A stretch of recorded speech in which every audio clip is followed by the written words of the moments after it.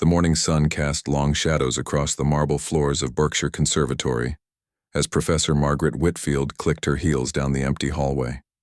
At 52, she carried herself with the kind of confidence that came from 30 years of teaching music theory to the most privileged students in the country. Her perfectly pressed blazer and designer glasses spoke of success, but her cold eyes revealed something harder underneath. Margaret had always prided herself on arriving early. It gave her a sense of control, a chance to prepare her battleground before the students arrived. Today was no different. She pushed open the heavy oak doors to Lecture Hall B, expecting to find everything exactly as she had left it the day before. But something was wrong. The grand piano at the front of the room. Her piano had papers scattered across its bench. Not just any papers, sheet music. Handwritten sheet music covered in pencil marks, erasures, and what looked like coffee stains. Margaret's jaw tightened as she stepped closer. "What on earth is this mess?" she muttered to herself, her voice echoing in the empty hall. The papers were clearly amateur work. The handwriting was shaky, uncertain. There were corrections everywhere, notes crossed out and rewritten. Some of the musical notations didn't even follow proper standards. Margaret had seen thousands of student compositions over the years, but this looked like something a child might scribble during their first piano lesson. She was about to gather the papers and throw them away when she heard footsteps behind her. Turning around, she saw Elena Rodriguez pushing a cleaning cart through the doorway. Elena was a small woman in her early 40s, with kind eyes and calloused hands that spoke of years of hard work. She wore the standard blue uniform of the BAO maintenance staff, her dark hair pulled back in a simple ponytail. "Oh, Professor Whitfield," Elena said, her voice carrying a slight accent. "I'm so sorry. I didn't expect anyone to be here this early." Margaret held up the papers, her eyebrows raised in accusation. "Are these yours?" Elena's cheeks flushed pink. She looked down at her hands, fidgeting with the handle of her mop. "Yes, ma'am, I was just playing around during my break. I'm sorry, I know I shouldn't have been using the piano. Playing around?" Margaret's voice grew sharper. "You call this playing around?" She waved the papers in the air, making Elena flinch. The janitor stepped forward, reaching for her work, but Margaret pulled it back. "Please, Professor. May I have those back? They're nothing important." Margaret ignored her request and began examining the papers more closely. The more she looked, the more horrified she became. The composition was full of what she considered basic mistakes. There were rhythm patterns that didn't make sense, chord progressions that violated fundamental rules of harmony, and time signatures that seemed to change randomly throughout the piece. "Elena, isn't it?" Margaret asked, though she had never bothered to learn the janitor's name before today. "Yes, ma'am." "How long have you been working here?" 3 years, Professor. "And in those 3 years you've been listening to my classes and thought you could compose music?" Elena's face grew redder. "I wasn't listening to Spy or anything like that. Sometimes when I'm cleaning, I hear the beautiful music and it makes me think of home." Margaret let out a cold laugh. "Home? And where might that be?" "Mexico, ma'am. I came here 5 years ago with my family." "Ah." Margaret nodded as if that explained everything. "Well, Elena, I think there's been a misunderstanding here. You see, music composition isn't something you can simply pick up by listening through doorways. It requires years of formal education, proper training, and most importantly, natural talent." Elena's eyes dropped to the floor. "I understand, Professor. I'm sorry for bothering you." But Margaret wasn't finished. She was warming up now, like a cat playing with a mouse. "This piece you've written, and I use that term very loosely, it's full of errors. Basic errors that any first-year student would know to avoid." She pointed to a section of the music. "Look at this chord progression. It violates every rule of proper harmony. And here," she flipped to another page, "your time signature changes make no sense. It's like you've never heard of mathematical consistency in music." Elena stood silently, her hands clasped in front of her. Margaret could see the woman's shoulders shrinking with each criticism, and something inside her felt satisfied by this display of proper order being restored. "I think," Margaret continued, "that perhaps you should focus on what you do best. Cleaning, maintaining, keeping things organized. Music is for people who have dedicated their lives to understanding its complexities." "Yes, ma'am," Elena whispered. Margaret held onto the papers, studying them with the same expression she might use when examining something unpleasant on the bottom of her shoe. The handwriting was indeed shaky, but as she looked closer, she noticed something else. Despite all the corrections and crossouts, there was something persistent about the work. Someone had spent a lot of time on this, working and reworking the same passages over and over again. "How long did you spend on this?" Margaret asked suddenly. Elena looked up, surprised by the question. I work on it sometimes during my breaks, maybe a few minutes here and there." "A few minutes?" Margaret's voice rose. "Elena, this is pages of music. Don't lie to me." The janitor's face crumpled slightly. "Sometimes I stay after my shift, just for a little while. I know I'm not supposed to, but the music room is so peaceful at night, and You've been staying here after hours? Using school property without permission?" "I'm sorry, Professor, I clean everything up. I never heard anything. I just what?" Elena took a deep breath, and for a moment, Margaret saw something different in her eyes.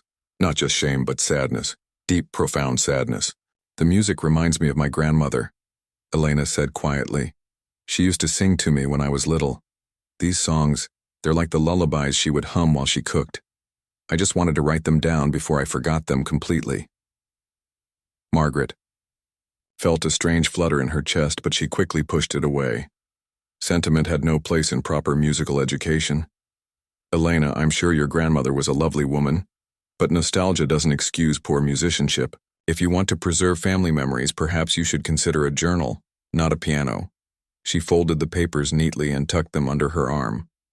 "I'll be keeping these as an example for my students. Sometimes it's helpful to show them what not to do." Elena's eyes widened. "Professor, please, they're all I have left of her songs." "Then perhaps you should have thought of that before attempting to turn them into something they're not." Margaret walked to her desk and placed the papers in a folder. She could feel Elena's eyes on her, but she didn't turn around. Instead, she began arranging her teaching materials for the day's class. Behind her, she heard the quiet squeak of wheels as Elena gathered her cleaning supplies. The janitor moved slowly, as if each step required tremendous effort.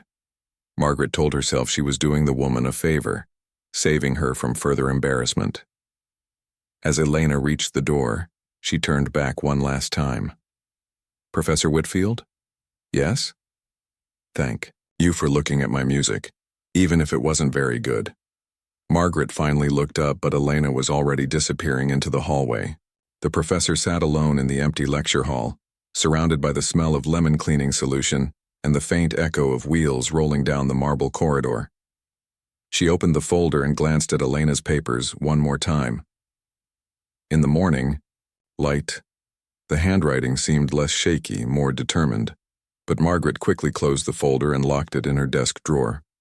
After all, she had a class to teach, and her students would be arriving soon. 20 minutes later, the first students began trickling into Lecture Hall B. Professor Whitfield watched them settle into their seats, her fingers drumming against Elena's folded papers. A wicked idea had been growing in her mind since the janitor left, and now she couldn't shake it. "Good morning, class," she announced as the last few stragglers found their seats. Today's group consisted of 23 advanced music composition students, the cream of Berkshire Conservatory's crop. They came from wealthy families, had private tutors since childhood, and possessed the kind of musical pedigree that Professor Whitfield respected. "Before we begin today's lesson on advanced harmonic progressions," she continued, walking to the overhead projector, "I thought we might start with a little educational exercise." The students looked up with interest. Professor Whitfield was known for her strict, no-nonsense approach, so any deviation from routine caught their attention. She placed Elena's first page of sheet music on the projector, and the handwritten notes appeared on the large screen at the front of the room. Immediately, Several students began whispering among themselves. "Now then," Professor Whitfield said, adjusting her glasses with satisfaction. "Can anyone tell me what's wrong with this composition?" A student named Kevin raised his hand. He was a senior from Boston, the kind of young man who wore expensive sweaters and spoke with confidence about everything. "The handwriting is pretty messy, Professor." "Indeed. But look deeper. What about the actual musical content?" Another student, Rachel, pointed toward the screen. "The time signature seems to change randomly. That's not really how you're supposed to do it, right?" "Excellent observation, Rachel. What else?" More hands shot up. The students were getting excited now, like hunters who had caught the scent of prey. "The chord progressions don't follow classical rules," called out Tom, a sophomore who played violin. "The rhythm patterns are inconsistent," added Lisa, nodding along with her classmates. Professor Whitfield smiled, feeling the familiar rush of being in complete control of her classroom. "Very good, all of you. You're demonstrating exactly the kind of musical education that separates trained musicians from—" She paused dramatically, flipping to the second page of Elena's composition. "From amateurs who think they can simply pick up a pencil and compose music." The room buzzed with nervous energy. Some students giggled, others looked uncomfortable, but all of them were paying attention. "This particular piece," Professor Whitfield continued, "was created by someone with no formal musical training whatsoever. Someone who apparently believes that inspiration alone is enough to create art." She pointed to a section of the music with her laser pointer. "Look at this chord progression in measure 12. It violates the most basic principles of harmony that you learned in your first semester. And here," she moved the pointer to another section, "the composer has mixed different time signatures in a way that shows complete ignorance of mathematical consistency in music." A few more students laughed, but some were starting to look worried. This felt different from Professor Whitfield's usual critiques of professional composers or historical pieces. "Professor?" asked a quiet student named Beth. "Whose composition is this?" "Oh, I'm so glad you asked," Professor Whitfield said, her voice dripping with fake sweetness. "This masterpiece was created by our very own custodial staff." The room went completely silent. Students looked at each other with wide eyes. "That's right," the professor continued. "The janitor who cleans this very room apparently believes she has musical talent. She's been sneaking in here after hours, using our piano, and producing this." She gestured dismissively at the projected music. At that exact moment, the back door of the lecture hall opened quietly. Elena stepped inside, carrying her cleaning supplies. She had come to empty the wastebaskets and replace the whiteboard markers, as she did every Tuesday morning during this time slot. Professor Whitfield noticed her immediately and felt a surge of perfect timing. "Ah, Elena," she called out loudly. "How wonderful. Students, here's our composer now." Elena froze like a deer in headlights. Every student in the room turned to stare at her. She looked around desperately, clearly wanting to disappear, but there was nowhere to go. Come in," Professor Whitfield commanded. "Don't be shy. After all, your work is currently being displayed for educational purposes." Elena's face turned bright red. She stood frozen in the doorway, clutching her cleaning supplies like a shield. "You see, class," Professor Whitfield continued, now fully enjoying herself. "This is a perfect example of what happens when people don't understand their limitations. Elena here has been working on this composition for weeks, possibly months, staying after hours to use equipment she has no business touching." Some students shifted uncomfortably in their seats. The mood in the room was becoming tense, awkward. "Now, I don't want anyone to think I'm being cruel," the professor said, though her tone suggested otherwise. "This is simply a learning opportunity. Elena, would you like to explain to the class what inspired this creation?" Elena looked like she might cry. Her voice came out as barely a whisper. I was just... It reminded me of my grandmother's songs." "Grandmother's songs," Professor Whitfield repeated mockingly. "You see, students, this is exactly the kind of sentimental thinking that produces amateur work. Music isn't about nostalgia or feelings. It's about structure, theory, mathematical precision." She turned back to Elena. "Tell the class, Elena, How many years of formal musical education do you have? None, ma'am, Elena whispered. None. Exactly. And yet you thought you could create something worthy of being played on a conservatory. Piano. A student named Chris raised his hand tentatively. Professor, maybe we shouldn't. Shouldn't what, Chris? Learn from real examples. This is exactly the kind of education you're paying for. Professor Whitfield flipped to the third page of Elena's composition. Look at this section here.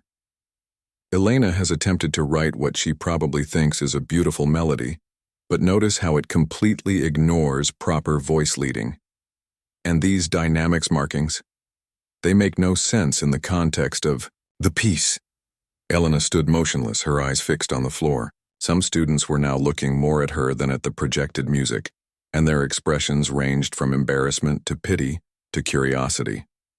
The fundamental problem, Professor Whitfield continued, warming to her theme, is that Elena doesn't understand that music composition requires years of study. You can't simply feel your way through it. You need to understand counterpoint, harmony, form, orchestration. These are skills that take decades to master. She gestured toward Elena with her pointer. I'm sure Elena is very good at her actual job, cleaning, organizing, maintaining our facilities. These are valuable skills and she should be commended for them. But music? That's simply not her area of expertise. A few students were now looking distinctly uncomfortable. One girl, Amy, kept glancing between Professor Whitfield and Elena with a troubled expression. In fact, Professor Whitfield said, her voice taking on an even sharper edge, I think this little incident highlights something important about knowing one's place in society. We all have our roles, our strengths, our appropriate spheres of activity. Elena's hands were trembling now. She clutched her cleaning supplies tighter, knuckles white. Elena's place is maintaining our physical environment so that real musicians can focus on their art. When people try to step outside their natural roles, the results are, well, you can see for yourselves. She waved at the projected music with obvious disdain.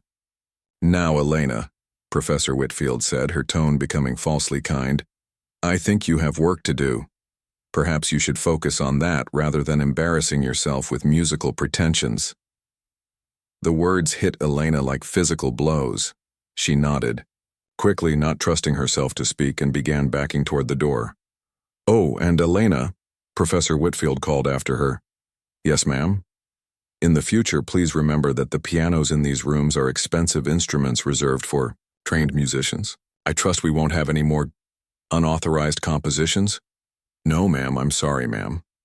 Elena practically ran from the room, her cleaning cart rattling behind her. The heavy door swung shut with a loud bang that seemed to echo in the suddenly quiet lecture hall. Professor Whitfield turned back to her students with satisfaction. Now then, let's begin today's actual lesson on proper harmonic progression. But something had changed in the room. The students were no longer looking at her with their usual respectful attention. Some were staring at their desks. Others were glancing toward the door Elena had fled through, and a few were looking at Professor Whitfield with expressions she couldn't quite read. The professor cleared her throat and began removing Elena's papers from the projector. But she couldn't shake the feeling that her perfect teaching moment hadn't gone quite as planned. The silence in the lecture hall stretched uncomfortably long. Professor Whitfield tried to continue with her planned lesson, but something felt off. The students weren't responding with their usual enthusiasm. They seemed distracted, restless, like something was bothering them. Now then, she said, clearing her throat, let's examine the proper way to construct a harmonic progression using secondary dominants. She turned to write on the whiteboard, but behind her she could hear whispers, quiet conversations that stopped the moment she turned around. Is there something you'd like to share with the class? She asked sharply, looking directly at Amy, who had been whispering to her neighbor.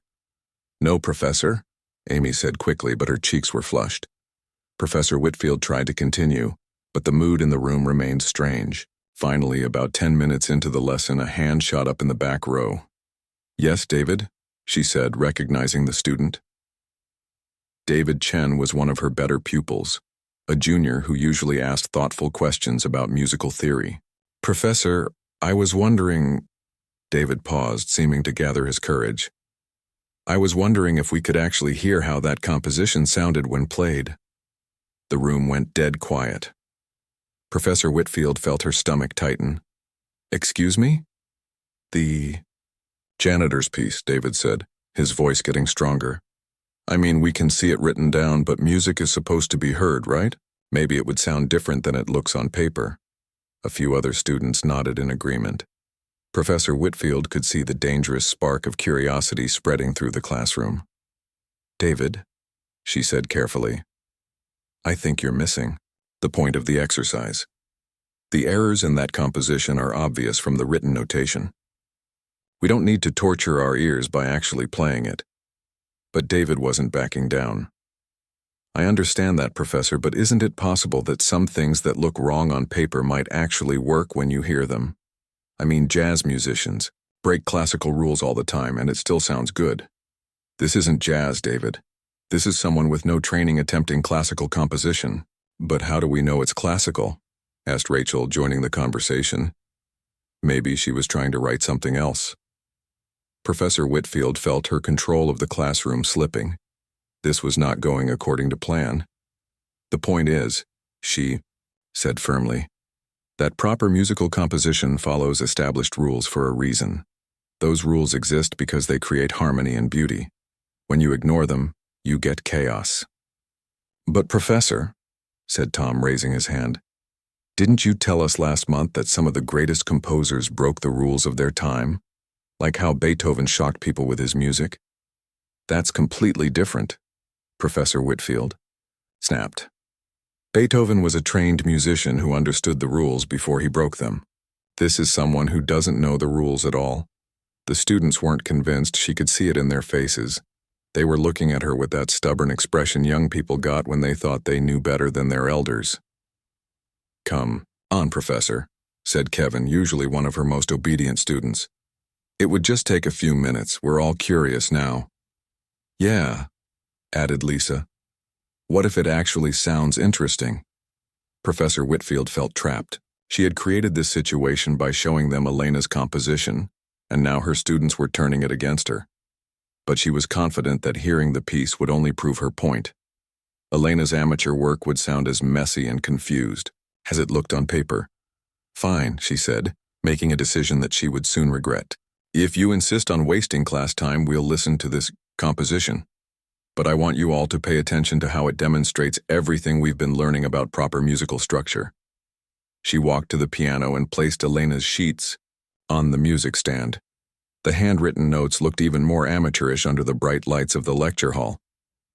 Now, since Elena wrote this masterpiece, she said with heavy sarcasm, perhaps she should be the one to demonstrate it for us. The students looked at each other uncertainly. You mean call her back? Asked Amy. Why not? She's the composer after all. She should take responsibility for her work. Before anyone could object, Professor Whitfield walked to the classroom phone and dialed the maintenance office. Yes, this is Professor Whitfield in Lecture Hall B. Could you please send Elena Rodriguez back to my classroom? We need her for a demonstration. She hung up and turned back to her students with a smile that didn't reach her eyes. This should be educational for all of us. The students shifted uncomfortably in their seats. David, who had started this whole thing, was beginning to look like he regretted speaking up. 5 minutes later, there was a soft knock on the door. Elena entered hesitantly, still carrying her cleaning supplies. She looked around the room nervously, clearly wondering why she had been called back. Elena, Professor Whitfield said in a voice that was too bright to be genuine. My students have expressed interest in hearing your composition performed. They seem to think it might sound better than it looks. Elena's eyes widened with panic. Oh no, Professor, I don't think that's a good idea. Nonsense, Professor Whitfield continued. You wrote it, didn't you? Surely you can play it. Yes, but... Elena looked around the room at all the young faces staring at her. I don't play very well. I'm not trained like your students. Exactly my point, Professor Whitfield said triumphantly. But my students seem to think that training doesn't matter. So please, show them what untrained musical ability sounds like. Elena looked like she wanted to run from the room, but she was trapped. The professor was standing between her and the door, and 23 pairs of eyes were watching her every move. "Professor," David said quietly, "maybe this isn't fair. She doesn't want to play." "Oh, but she's been so eager to use our piano after hours," Professor Whitfield replied. "Surely she won't mind playing for an audience." Elena stood frozen, her hands clutching her cleaning supplies. Professor Whitfield could see the woman's internal struggle, the way her eyes darted between the piano and the exit. "I don't want to embarrass myself," Elena whispered. "Too late for that," Professor Whitfield said coldly. "You already embarrassed yourself when you decided to play composer. Now you can face the consequences." The cruelty in her voice was so sharp that several students winced. Amy looked like she was about to say something, but Professor Whitfield continued before she could speak. "Besides, Elena, you've already shared your work with the class. What's the difference between seeing it and hearing it?" Elena's shoulders sagged in defeat. She walked slowly toward the piano, each step seeming to take enormous effort. Professor Whitfield watched with satisfaction, confident that Elena's amateur playing would vindicate her harsh criticism. "Take your time," Professor Whitfield said, mockingly. "We're all very eager to hear your grandmother's lullabies transformed into classical composition." Elena reached the piano bench and carefully set down her cleaning supplies. She looked at the sheet music that Professor Whitfield had placed on the stand, and for a moment, something flickered in her eyes. Recognition, maybe, or memory. "Professor," she said quietly, "I wrote this from my heart. It might not follow your rules, but it means something to me." "I'm sure it does," Professor Whitfield replied dismissively. "Now please, play it so we can move on with our actual lesson." Elena adjusted the bench and placed her work-worn hands on the keys. They were shaking slightly, and Professor Whitfield noticed that her fingernails were short and practical, not the carefully manicured hands of a trained pianist. The room was completely silent. Even the students who had been whispering earlier were now watching intently. Professor Whitfield stood to the side, arms crossed, waiting for the disaster she was sure would prove her point. Elena took a deep breath, looked once more at her handwritten notes, and began to play. The first chord filled the room, and Professor Whitfield frowned. It wasn't the stumbling, awkward sound she had expected. Elena's fingers moved with surprising confidence across the keys, and the music that emerged was, well, it was different. It didn't sound like the classical pieces the students were used to hearing, but it also didn't sound like the amateur mess Professor Whitfield had predicted. After just a few measures, Professor Whitfield realized she might have made a terrible mistake. The students were leaning forward in their seats, their faces changing from curiosity to something else entirely. Something that looked almost like wonder, and Elena was just getting started. The first notes that came from the piano weren't what anyone expected.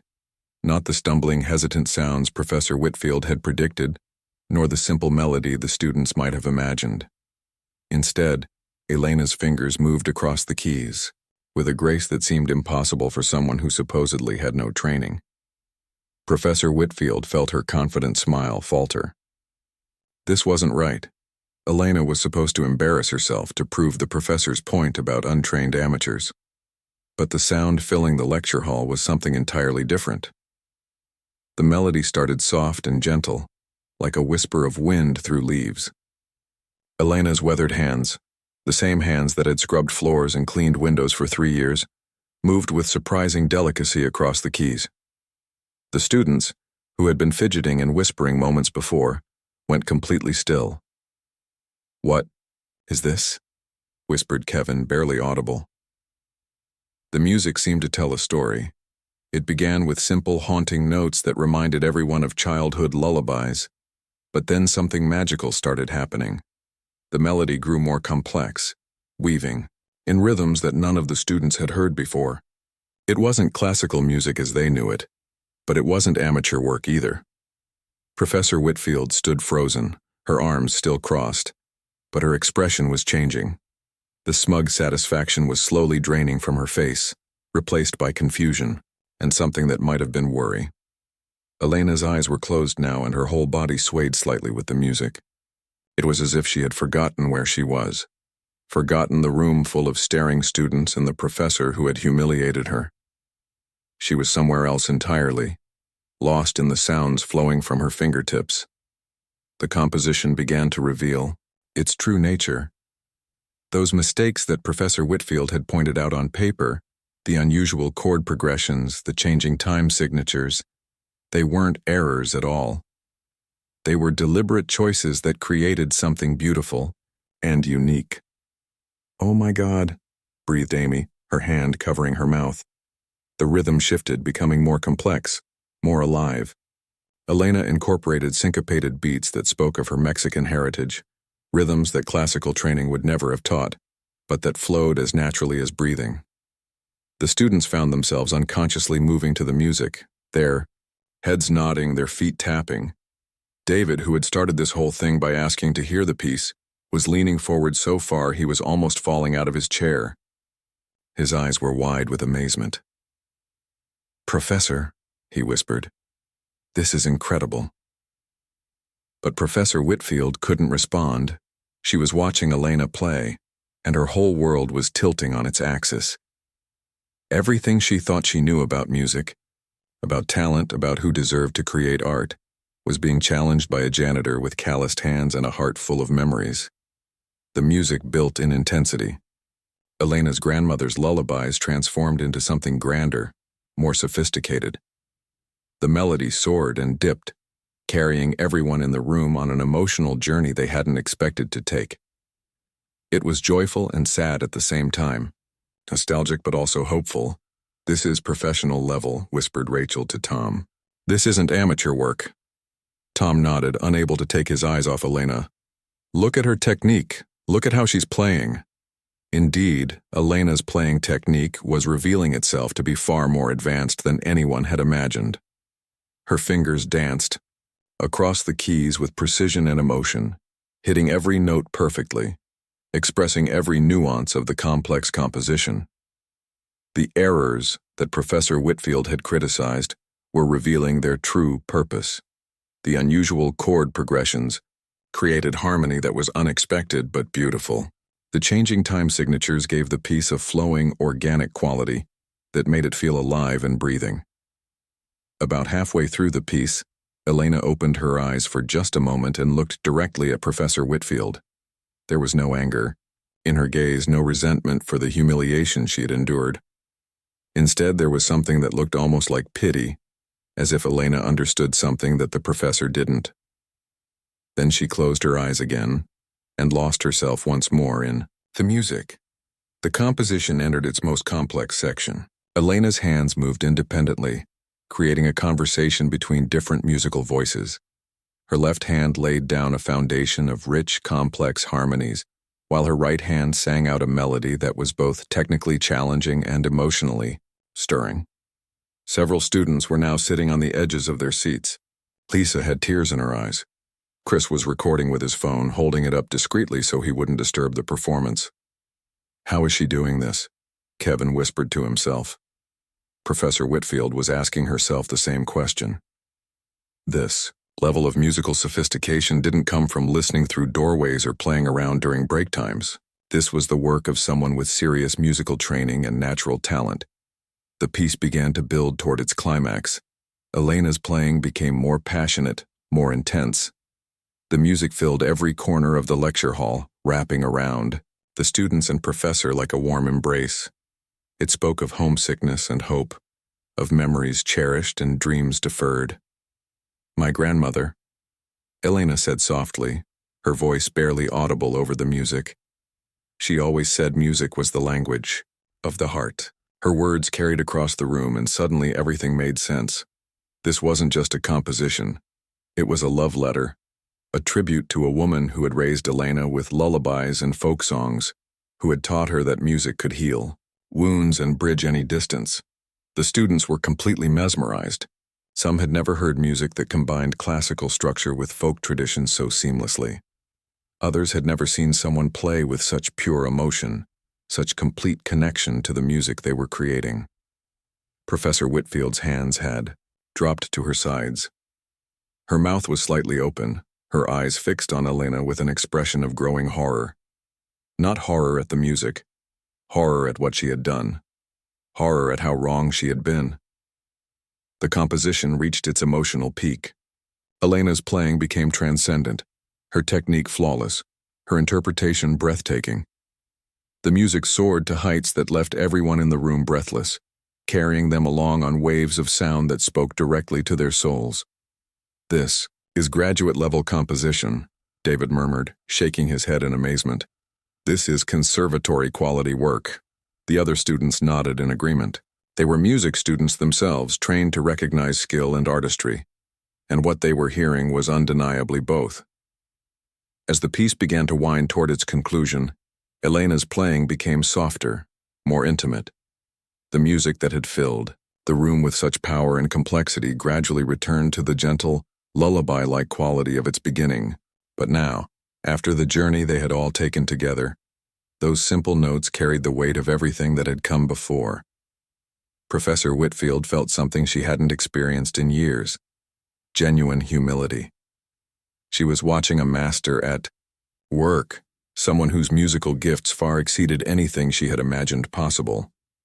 Elena wasn't just playing the piano. She was speaking in a musical language that transcended classical training and formal education. The students were completely silent now, hanging on every note. They knew they were witnessing something special, something they would remember for the rest of their lives. Elena's hands slowed, her fingers caressing the keys with infinite tenderness. The music grew softer and softer, like a lullaby putting a child to sleep. And then, with one final perfect chord that seemed to hang in the air forever, she finished. The silence that followed was profound and complete. Elena kept her hands on the keys for a moment, her eyes still closed as if she were reluctant to return to the world around her. When she finally opened her eyes and looked up at the room full of staring faces, she saw something that made her catch her breath. Every single student was staring at her with expressions of pure awe. The silence stretched on for what felt like forever. Elena sat at the piano bench, her hands still resting on the keys, looking uncertain and vulnerable. She had just poured her heart out through music, shared something deeply personal with a room full of strangers who had witnessed her public humiliation just minutes before. The students stared at her with expressions ranging from shock to wonder to complete disbelief. Professor Whitfield stood frozen near the blackboard, her face pale and her mouth slightly open. She looked like someone who had just watched their entire worldview crumble before their eyes. Elena started to stand up, clearly planning to gather her cleaning supplies and leave as quietly as possible. She had done what was asked of her, endured another round of public scrutiny, and now she just wanted to escape. But then David Chen slowly rose from his seat. His movement was deliberate, almost ceremonial. He placed his hands together and began to clap. The sound echoed through the silent lecture hall like thunder, sharp and clear and impossible to ignore. "Bravo," he said softly, his voice carrying across the room. That was incredible." For a moment, nobody else moved. Elena looked at David with surprise and confusion, as if she couldn't believe someone was actually applauding her performance. Professor Whitfield seemed equally stunned, but for entirely different reasons. Then Amy stood up, then Rachel, then Tom and Kevin and Lisa, one after another, until every single student in the lecture hall was on their feet. The applause grew louder and more enthusiastic, filling the room with sound that was the complete opposite of the cruel laughter that had greeted Elena's sheet music earlier. Elena's eyes filled with tears. She had spent 3 years cleaning these rooms, invisible to most of the people who used them, treated as part of the furniture rather than as a human being with thoughts and feelings and dreams. Now suddenly, she was the center of attention for all the right reasons. "Thank you," she whispered, though her voice was barely audible over the applause. The ovation continued for nearly a full minute. Some students were wiping away tears of their own. Chris, who had been recording discreetly, was openly crying as he clapped. David was shaking his head in amazement, as if he still couldn't believe what he had just heard. "That was beautiful," called out Amy over the applause. "Absolutely beautiful." "Where did you learn to play like that?" asked Rachel. Elena looked around the room, still overwhelmed by the response. She had expected judgment, criticism, maybe even more humiliation. Instead, she was receiving the kind of recognition she had only dreamed about. She started, then stopped, gathering her courage. When she spoke again, her voice was stronger, more confident than anyone had heard it before. I studied music in Mexico, she said. At the Madrid Conservatory, actually. I have a master's degree in music composition. The applause stopped abruptly as the students processed this information. Several of them looked at each other with expressions of shock and growing understanding. "You're a trained musician?" asked David. "Yes." Elena nodded. "I taught piano and composition for 8 years before I came to America." Professor Whitfield, who had remained silent throughout the ovation, finally found her voice. But you're a janitor." The words came out harsh and accusatory, and immediately everyone in the room turned to look at her. There was something ugly in her tone, something that made the students uncomfortable. Elena looked at the professor with dignity and composure that seemed to come from deep within her. "Yes, Professor. I am a janitor. I clean these rooms every day because I need to support my family while I learn English well enough to teach here." She paused, and when she continued, there was no bitterness in her voice, only quiet strength. "My husband works 2 jobs and we have 3 children. When we came to America 5 years ago, I couldn't get my credentials recognized right away. The process takes time, costs money we didn't have. So I took the work I could find." The students listened with growing respect and understanding. Many of them came from privileged backgrounds and had never considered what it might be like to start over in a new country, to have your education and experience dismissed because of paperwork and language barriers. "I kept studying, kept practicing," Elena continued. "The piece I played for you today, it's based on lullabies my grandmother sang to me when I was little.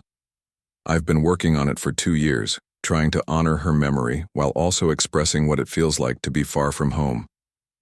"It's masterful," said Chris, his voice full of emotion. "The way you combined classical structure with folk elements, the way you built the emotional arc. I've never heard anything like it." Elena smiled, and for the first time since entering the room that morning, she looked truly happy. "Music is the same in every language," she said. "It speaks to the heart, no matter where you're from." Professor Whitfield was standing in the corner, looking smaller and smaller as the conversation continued. The confident, authoritative woman who had humiliated Elena earlier was nowhere to be seen. In her place was someone who was clearly struggling with the weight of her own actions. "Elena," David said, "are you still trying to get your teaching credentials recognized?" "Yes," she nodded. "I'm taking classes to improve my English working with the state education department. It's a long process, but I hope someday to teach again." "You should be teaching here," said Amy firmly. "At this conservatory. Your composition skills are incredible." "And your playing," added Tom. "I've been studying piano for 15 years, and I couldn't play like that." Elena looked around the room at all the young faces looking at her with respect and admiration. It was more than she had dared to hope for when she first sat down at the piano. "Thank you," she said. "All of you. This means more to me than you can know." Professor Whitfield finally stepped forward. Her face was red with shame and her voice shook when she spoke. "Elena, I owe you an apology. A profound apology." The room went quiet again. Elena looked at the professor with calm, patient eyes. "I was wrong," Professor Whitfield continued, the words clearly difficult for her to say. "I was terribly, cruelly wrong. I made assumptions about you based on your job, your appearance, your accent. I dismissed your work without giving it proper consideration. I humiliated you in front of my students, and I have no excuse for that behavior." Elena listened without interrupting, her expression thoughtful, but not angry. "Your composition is extraordinary," the professor went on. "Your playing is masterful. You have talents that I clearly failed to recognize, and I treated you with a disrespect that was completely unacceptable." She paused, struggling with emotions she rarely allowed herself to feel. "I've been teaching here for 30 years, and I thought I knew what musical talent looked like. I thought it came with the right background, the right education, the right social class. You've shown me how narrow and prejudiced my thinking has become." Elena stood up from the piano bench and walked slowly toward Professor Whitfield. The entire room watched, wondering what would happen next. When she reached the professor, Elena extended her hand. "Thank you for the apology," she said simply. "We all make mistakes. What matters is that we learn from them." Professor Whitfield took Elena's hand, and for a moment the two women looked at each other with mutual understanding. "Elena," the professor said, "would you consider guest lecturing for my students?